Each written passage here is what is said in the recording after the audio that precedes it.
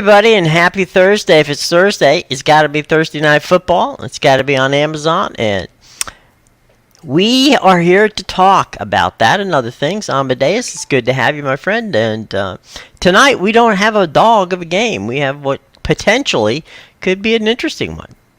Yeah, finally, they didn't give us a clunker. We got a nice, Right. nice divisional matchup between two good teams here. So it'll be a very interesting game to watch for sure. I kind of think, and I want your opinion on this, obviously, the Bengals need to win this game. I mean, they need to have it for two reasons. One, if they're going to get playoff bound, they're going to have to win. They got to get this game. And more importantly, you lose in your division, and it's like losing two games. So I just think Joe Burrow and the Bengals need to win this game. The other part of it is I think the Ravens, in their own mind, don't want to end up losing two games at home. Yeah, definitely it's a big game for the Bengals because obviously they're at the bottom of the division right now with a 5-4 record.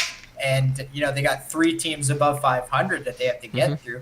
But not only that, they're already 0-2 in the division from their two clunkers when Burrow was banged up earlier this season. So, yeah, if they lose this game, they're 0-3 in the division, and they really have no shot of winning it unless they have the outright best record themselves, which will be tough to catch up from there if they lose this game. Well, and the other point is, if they win it, right, they'll have 4 losses. Everybody else in the division ahead of them will have 3. So they're only a game out, as clunky as they played. So potentially, it would be helpful for them to win the game. Now, mentally, it's going to be helpful for Baltimore. I think that losing that game at home last week was something that obviously they didn't expect. And the way they lost it, on a late field goal, certainly is a bit of a mess. Plus, as we've already mentioned, they had 64 points in that game, which everybody thought, myself included, was going to be a defensive battle. So I don't know what to think tonight. I mean, because Lord knows that the Bengals can score points. And it'll be interesting to see how they play it. It'll also be interesting to see how Baltimore, and specifically Lamar Jackson, bounces back. Yeah, definitely. Yeah, as well as the defense too for the Ravens, because obviously they gave up 30+ points in that loss last week at home, and you can focus on the fact that they lost by a field goal. But I'm more focused on the fact that they were up by double digits in the game and blew the lead. And I think that's going to be a big emphasis for Harbaugh on the defensive side tonight, right? Getting that defense back to what it is. And it's funny because I think this is a game where, the Ravens defense is probably going to want to play better after that game they had last week. And the total for this game is 46.5, which is the first total we've had over 40 in a Thursday night game for quite a bit. That's amazing. So, all right, I assume the Ravens are. I didn't look at the line, so I'm assuming the Ravens are what, like a touchdown favorite? They're 3.5. Oh, 3.5. Okay, so respect to the Bengals then. Yeah, well, it's a very good division, and the Ravens did only win by 3 points in Cincinnati early this season, so they could be looking at that. But I definitely think that they're giving some respect to the Bengals here. It very well could be a field goal game with the way those two play. So we'll see what happens. Well, there you go. It'll be very interesting. All right, so as we said before, it's Thursday Night Football. It's Bengals or Ravens. Game starts 7 o'clock on Amazon, and kickoff is about 8:15. So Bengals Ravens tonight should be an interesting game, and in Baltimore, and we'll see how both teams go in what, as we said before, it's a win. It's very much a win or a whole lot of problems for the Bengals. And if the Ravens lose, well, then that really muddies up that whole division. So we'll have to see how it plays out. Should be a good one tonight. Bengals Ravens again on Amazon. All right. Oops, I went to the wrong place first. There's where we want to go. College football. Boston College is ACC game. Boston College is at Pitt, 7 o'clock, ESPN. Matt Berry and Dan Mullen on the call for that game. Yeah, another. There is a Thursday night clunker tonight, Jim. Yeah. It's not in the NFL, but well, thank God there's a good NFL game on. You saw Pitt play a couple weeks ago. Up close and personal. Right. And what a show that was. Okay, if it is conceivable to you, my friend, Boston College is actually worse than them. So, Yeah, I thought Boston College was one of the worst teams in the ACC coming into the season. And you weren't wrong. I don't know. The way Pitt has performed, they're really trying to make a case for it to be themselves. So race to the bottom. Is that what you're telling me? Yeah, I was expecting Pitt to be a lot better this year, and did they drop the ball, Jim. Yeah, in so many ways. So, all right, well. Yeah, so if you plan on betting, just PSA, if you plan on betting on this game, just this is one where place your bet, go watch the NFL game, and then afterwards just be like, oh, that's right. I'm gonna go check. Look at your phone, the scores on your phone. Yeah. What's is Pitt? I would assume Pitt's the favorite in this game. Pitt is a 2.5 point favorite. So. They didn't even get the respect of a 3. Okay, so fine.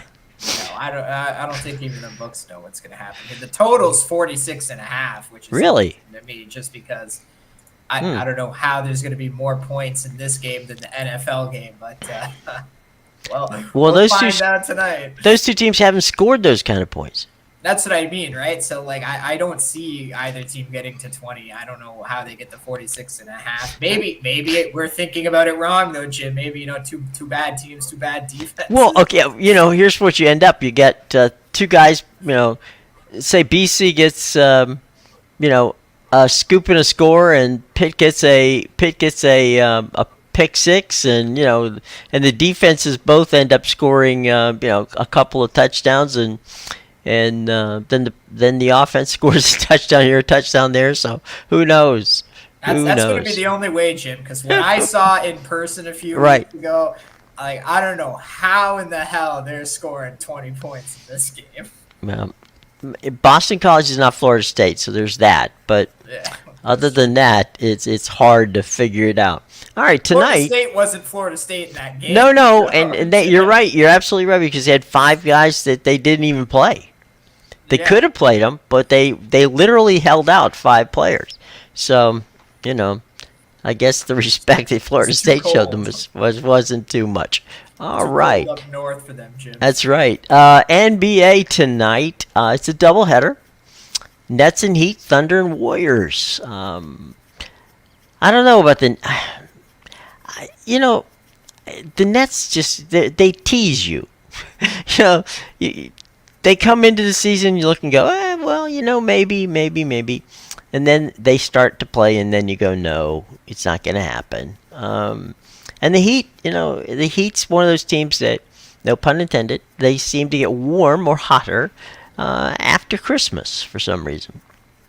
Yeah, definitely. We've seen this Heat team come out very cold to start the season the last few years now, and this is one you might be asking yourself, gee, why is there only 2 NBA games tonight? Well, that's because we have the lovely in-season tournament. Right. So just be mindful when you're placing your bets tomorrow that, remember, these have group stage implications for sure. Right.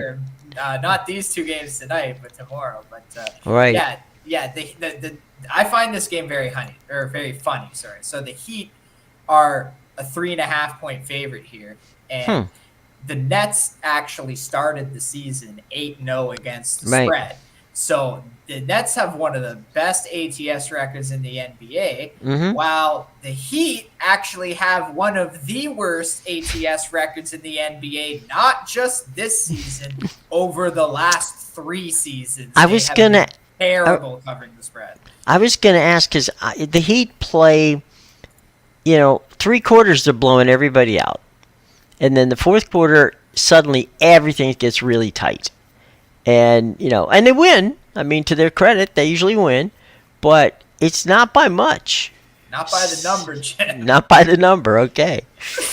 Oh, man. Now, this one, the nightcap looks to be, a clunker. But the Warriors have been a little banged up. And in typical style, the Warriors, they play, kind of lukewarm and, they're kind of pedestrian until after the first of the year, and they start to realize, okay, we got to get things together for the playoffs, and suddenly Steph goes off, and away they go. But Thunder Warriors, I personally, and it may be something if it's one of your games, don't worry about talking about it. But to me, this was one that I wouldn't even consider taking time to wager on. Yeah, so I don't have an NBA play tonight, and Okay. if I did, this would have been the game. Oh, okay. So the system says to take the Warriors. Mm-hmm. That's what my system says. Okay. Even with Steph Curry out tonight and Draymond Green now suspended, it says take the Warriors. They are going to snap their losing streak at home tonight in this game. They are a 3-point underdog in this game, and over the last 3 seasons, the Warriors are 9-0 against the spread as a home underdog. So they don't lose as a home underdog. Now, like I said, I stayed off the game because obviously Curry's out. But I'm curious to see what happens in this game. The system does like the Warriors to win outright tonight, but it's also a bit of a revenge spot for the Thunder because the Warriors beat them a few weeks ago, 141-139 in Oklahoma City. And the game also makes me a little weary because the Warriors could lose tonight, and then they get their revenge 2 nights from now when they play the Thunder again at home, with Steph Curry likely back by then. So I'm off this game, but if you really do want to force a bet on it, the system likes the Warriors. Would you 141-139? Is that what you said the score was? In Oklahoma City a few weeks ago, yeah. Did anybody play defense? No. There was no defense in that game. I mean, it's hard to score 141 points in, 60 minutes of basketball. Yeah, let alone both teams. Yeah, and it wasn't overtime, right? It was in regulation. Yeah. Good God. 139, just a very entertaining game. Yeah, I don't know how your system works, but and I'm not asking for trade secrets, but the Chase Center, which is where the Warriors play, for some reason that building really does intimidate other teams. I don't know why, but the old Oakland Coliseum was a pit, but everybody was on top of you. I mean, crowd wise, it was intimidating because you just you felt like the old Roman Coliseum, right, where the crowd is about to embark on taking you to pieces. So yeah, I mean there's an intimidation factor. It's not as much, I think, at the Chase Center, but for some reason, teams come to the Chase Center. They are they play a little less intimidating as they do when they're other places. But we'll see. It'll be an interesting game. Isn't that the joke about the Chase Center, though, Jim? Like that something's going on with the nets there. It seems like. Oh yeah, the rims, the nets, the whole, the rims are too tight, the nets are too loose. It's like all kinds of urban legends. Even one that the basket is like 3 inches shorter, because a couple of times Steph has dunked the ball and everybody's is all going, I don't know if whether Steph, he's got that kind of hops that he can do it anymore, but I don't know. Yeah, it is kind of funky in that regard, but what are you gonna do? It's the urban legend of the Warriors nets. That's right. Shocking. Exactly. So there you go. All right. Well, we talked about Dion to Texas A&M. There was an article in USA Today that made a case for Dion. Now, it didn't say he was in the hunt, but it did make a case for why Texas A&M should hire Dion, and the theory of the case was that what Texas A&M doesn't need necessarily is recruiting. They've got good recruiting ties, and certainly the state of Texas. But what they need is somebody who's a personality, an anti-Jim Bo Fisher, technically. And so that's who the theory of the case was, that USA Today was making for Dion. And look, there's no arguing that Dion is like the Pied Piper. I mean, there's no question. If you put the recruiting of the Texas A&M, staff together with Dion's, ability to work the portal, that would certainly make a pretty impressive situation. But all that being said, Dion has said in a couple of press conferences recently that he's happy at Colorado and he has work to be done, as he put it, in Colorado. So I think we can take him off the board. Like we said, if this was 2 or 3 more years down the line, maybe that wouldn't be the case. But it's not. And so right now, Dion has taken himself out of the running. Yeah, I think especially with the criticism he's received this season, it would be very bad for his image if he left after 1 year of coaching Colorado. Well, and then there's the fact that Colorado had to come up with extra money to get him. So then, you're right. It just would be such a bad look. It would make it look like, okay, he ran from the HBU to a Division I, college. All right, fine. We'll forgive him for that. But I don't think they would forgive him for jumping 1 year into the Colorado experiment after Colorado has spent a lot, and they literally changed their academic rules to fit the portal. So I mean, they did everything Dion asked them to do and more. And so I think Dion's going to show them the kind of love that they deserve, because they took a chance. Now, let's be honest, they took a chance on him. Yeah, no, 100%. As he said, the big schools, none of them really wanted him, and he's got the receipts. Colorado was the one to take a chance on him, and I'm sure he won't forget that. No. All right. Well, here's what 24/7 and 24/7. For those who don't know, is probably the one site that, if you're interested in college sports, has the most accurate track record of following sports, not just on the recruiting side, but on the coaching side. And they actually have a list of 5 candidates who they believe are on the Texas A&M list. And we don't know how many candidates are on that list. Let's begin with that. So what we're going to give you here, and I'll get your comments on them as I put them up here, Amadeus. But these are the 5 that they believe are on the list. And as I said before, it could be more than this. All right, the first one up there is Mike Elko. Now, Mike is the head coach of Duke right now. Mike was, for a long time, the defensive coordinator at Texas A&M.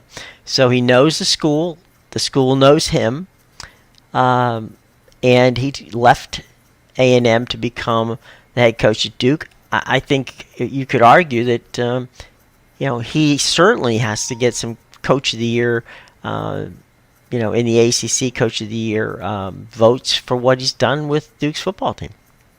Yeah, he's definitely he's done wonders with Duke, and I think even if he doesn't go to Texas A&M, he'll probably go somewhere else. I mean, I'm sure a bigger school will definitely hire this guy, and he's going to do great things wherever he goes. Well, and the thing too is that the last Duke head coach who had success was Steve Spurrier. So it's been a minute since since Duke's had success on the gridiron. And Mike Elko, I agree. I mean, if he doesn't go to Texas A&M, the name is not the sexy name, but it is. Maybe what they need right now is somebody who understands how to win and not to complain. So Mike Elko would be that guy. He's your, low maintenance head coach, and he would not command anywhere near the $100 million that Jimbo got. The next guy, Lane Kiffin at Ole Miss. This is like a Lane. This is like a perfect storm for Lane Kiffin. Lane, I think Lane would be fun. Lane's fun everywhere he coaches, but I think he would be fun at Texas A&M. Yeah, that would be that'd be an interesting one. I mean, I don't know how I love it. Lane Kiffin's one of those guys where he hasn't had a good defense in a while. Right. Texas A&M, if anything, they've had a better defense recently than their offense. So. Lane Kiffin, if you are into it, social media wise, Lane Kiffin is a great follow on Twitter. He is absolutely hilarious and makes. Sorry. He's a big troll. Oh yeah, he'll give people all kinds of crazy stuff, and so Lane Kiffin, I don't know how the fit would work at Texas A&M. Lane's a little bit of a acquired taste, and I'm not so sure. Now he doesn't whine, so that would be good. That would put him, if you think about it, right? That would put him with the same kind of tools that he could have to challenge his old boss, at Alabama, with what kind of tools he would get at A&M. So it could be an interesting hire. I don't know. Again, that Lane's only been at Ole Miss now for 2 years, so. I don't know that would be. Would it be a Lane Kiffin move? Yeah, he switches up quite frequently, but it might be an interesting one. That's for sure. Here's one where I don't think he's going to do it, and that's Kalen DeBoer at Washington. I mean, he's got whatever you could possibly want at Washington. I don't see. Is there going to be more money? Probably yes. Okay, but if you're Kalen DeBoer, do you walk away from what you have built to take on, a team that I don't know. I'm not saying that A&M is a rebuild, because it's not, but I don't know that if I'm Kalen DeBoer, I'd take that chance. Yeah, well, it's as you said. He's already established himself at Washington. Mm-hmm. He's spent the last few years building up the program, and now look where it's gotten. Sure. Same scenario as Dan Lanning. I don't know why you want to leave one of the best teams in the country right now. No. Here's one I would, if he was offered the job, I think he would take it before. He would drive himself and buy his own ticket to College Station, and that's Lance Leopold, who's at Kansas. I don't think many people ever thought that Kansas could be a winning football program, but Lance Leopold's put him there, and he's put the Jayhawks on the map, and he's got them in the race for a title in the Big 12, and if it wasn't for Oklahoma and Texas, he probably. The Jayhawks would probably be right there. Well, you know what? This Kansas team just beat Oklahoma. And yeah. Honestly, I'm with you. They have a very good team, and I think that, especially the last 2 years specifically, I think their team is actually a lot better than what we've seen. Just they've been plagued by quarterback injuries. Obviously, they were dealing with injuries to Riley Leonard last year, and now they've had to deal with it this season as well. If he's been not Riley Leonard. What am I saying? It's Jalen Daniels. Right. Yeah, there's a lot of Jalen's and Daniels in college football this year. It makes me wonder if to be good in college football, you just have to have like a Jalen, a Jaden, or a Daniel in your name somewhere. Or Lance. Yeah. Yeah, at this point, right? Like it Yeah. seems to be it's right. Riley, we got Jalen Daniels, we got Right. Jaden Daniels, we got Daniel Right. Jones came out of Duke. Like there's all these We, Daniels we that got are. hyphenated Daniels. It's like, yeah, But yeah, they're all. sorry, I was talking about Jalen Daniels. If he Uh wasn't injured last year, they probably wouldn't have had that huh. 5-game losing streak they had in the middle of the season. And Right. same with this year. There's a few games where they probably beat Texas Tech Mhm. last week with Jalen Daniels starting, and now Jason Bean got injured in that game. So Mhm. this is a Kansas team that's on their third string quarterback finishing the season now, Right. unless Bean can come back. So yeah, I think Lance has definitely done wonders at Kansas, and this team's actually probably better than what their record suggests the Mhm. last 2 years. Yeah. Absolutely. Here's another one, and this is a Texas guy, and that's Jeff Traylor from University of Texas San Antonio, the Roadrunners, who on tomorrow night we'll talk about them facing that new juggernaut, the University of South Florida Bulls. Your team. That's right. One win away from bowl eligibility, baby. I'm not certain that would be the game that I would want to play, but Jeff's done a good job at at UTSA. He's put the Roadrunners on the map. He's a Texas guy. Coached at Texas and knows how to recruit. I mean, he's done a wonderful job. What Jeff Traylor has done is kind of what we were talking about South Florida. Goalish at South Florida, and some of the others in the division. In the group of 5 teams. What they've done is they've reached out to players in the portal who are from the region. Maybe they're not from San Antonio, but they're from the area. And they're like saying, okay, you're the number 3 guy on that team. You'd be my number 1 guy. And they've been able to sell people on the concept of, you want to play close to home? Come on, play close to home. Fans will love you. The family can see you, and your draft opportunities are not going to be limited. There's going to be some serious consideration there. So is Jeff Traylor? Jeff Traylor's kind of like Mike Elko at Duke, right? Not a sexy name. Certainly not a you could get him probably for a third of what you would pay Jimbo Fisher. But he would be I believe he would be very successful at A&M. Yeah, and I believe he's one of those guys where like his whole dream is just to coach in the state of Texas. So Right. yeah, you give him a job at one of the biggest Texas schools, then he's never leaving unless you have to fire him for something. Right. Use the jaws of life to get him out of there. I think that Jeff is, to me, we talked about Jeff, Lance, and Mike are kind of like in the same boat, right? You've got Mike at Duke, you got Lance at Kansas, you got Jeff at UTSA. They're just coaches, and they're kind of guys who fly under the radar. Not a lot of people make a fuss over them, all that. And I'm going to give you a name of a guy who was in that same boat years ago, and he did okay. And basically, he was on Alabama's staff, and now he's coaching at Georgia. Okay, so I just think that what Georgia proved, in hiring,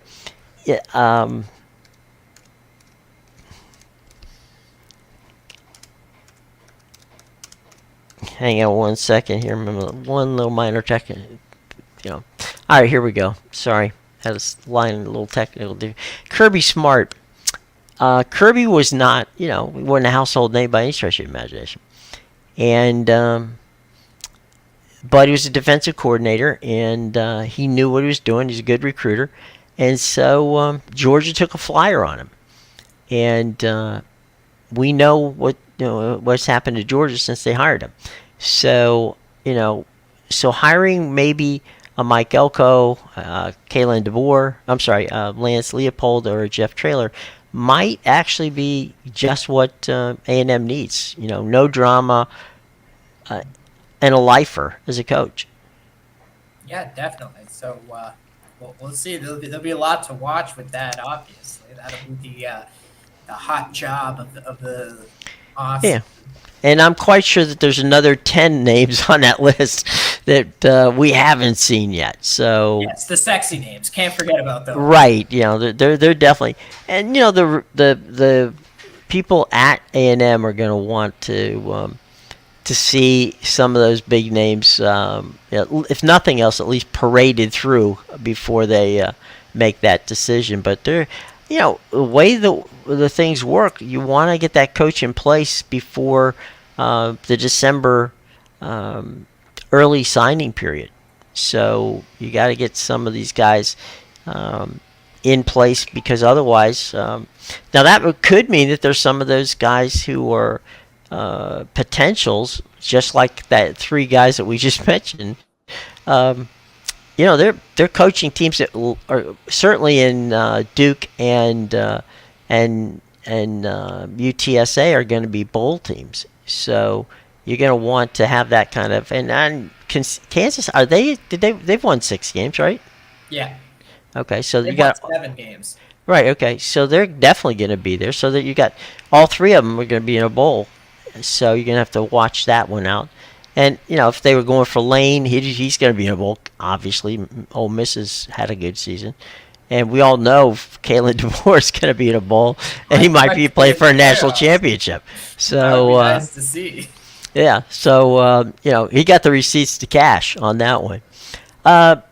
One other interesting thing, and before we move on here today, and that is that the Pac-2 has decided that they want to stay and keep the Pac. Now, it's an interesting concept, but here's the deal, right? There's approximately $475 million that is floating out there right now. The 10 teams that are left would like to split that money before they leave town, okay? The Pac-12, it is the Pac-12. The 2 teams left, Washington State and Oregon State, are saying, well, wait a minute. If you're leaving, you don't deserve that money. Now, they're hoping to come to settlement where they can keep a couple, somewhere in the neighborhood of $250 million. $250 million, $250 million. Now, what they want to do is take that money and take their time to create a new Pac-12, and they would build from Mountain West and other teams. Okay, so that's what they're hoping to do. We'll have to see how that plays out, but they're in court right now, and if they can talk the judge into deciding that that's the way to go, then they'll have a bankroll that'll get them through 2024. Because there's only 2 teams there; they can't play each other 8 times. So they might have to go and do I would imagine this is probably the easiest thing to do a scheduling arrangement with the Mountain West and some other schools. There's going to be some schools that are leaving, right, that are going to need to do some fill-in work. So like Cal and Stanford and probably Utah and maybe Arizona that are going to have some play some games that because of the scheduling situation with the Big Ten and with the Big 12 that they don't have opponents for at this point. So it's conceivable that both of them can do that, and then in 2025 maybe go into the expansion standpoint. So it's them playing the long game. But if you're a fan of not seeing schools jump conferences, you're kind of rooting that Oregon State and Washington State can land that that $250 million to float them for a couple of years to get to put together a newly created Pac-12. Yeah, definitely some chaos going on there. I love me some chaos, Jim. Well, you've got that. That, my friend, is the absolute definition of chaos. When everybody is, jump ship, and the only two people that are left are saying, you know what? And the thing is, the big argument would be, oh well, wait a minute, they can't keep their, Power Five distinction, right? Well, it just so happens the president of Oregon State is on that committee. So it would be very difficult to push them off when he's there, because there are other things that are involved in that. And if you want his vote to get specific teams in playoffs and all that other stuff, you're going to have to give up something, and maybe just maybe, they could pull it off. It's look. Let's say from the get-go, it's a long shot, but it's an interesting thing to keep an eye on.